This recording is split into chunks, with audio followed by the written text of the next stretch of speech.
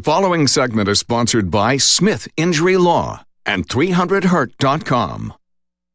There's so much happening after an auto accident. It can be a chaotic time, but you don't want to lose any evidence or any information that can help you make your claim. Richard Smith is here from Smith Injury Law to talk about it this morning. Hi, Richard. Good morning, Margaret. First, you say it is very important to properly document your injuries after a car accident. What do people need to keep in mind about that? First thing is don't delay your medical treatment.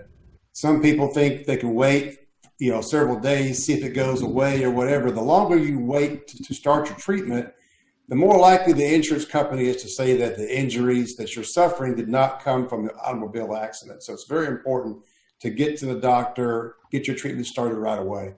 Okay, so don't delay getting treatment. And if you don't have health insurance, you want to consult your personal injury attorney, right? That's correct. We work with several different doctors that will see patients and not require them to pay up front. They will wait till the case is settled, and they will basically get paid on a lien basis. So they wait until you complete your treatment. They don't bill you for it because it's not your fault that somebody hit you and caused you to be injured.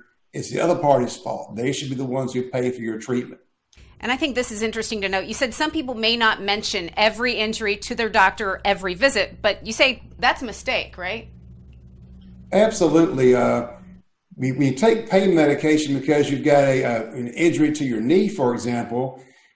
It treats all your pain. So it may cover up your back pain or your neck pain that you suffered in the accident.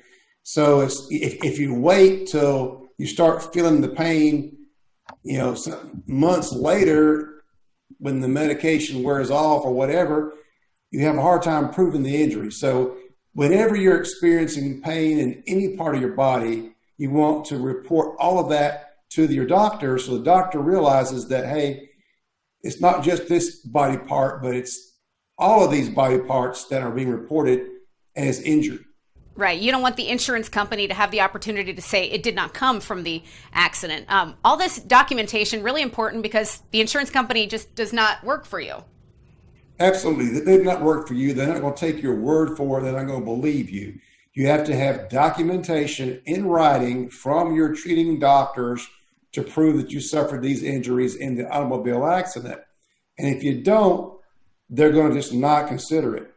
Right. Well, at Smith Injury Law, your practice areas include personal injury, workers' compensation, car and truck collisions, and Social Security disability claims.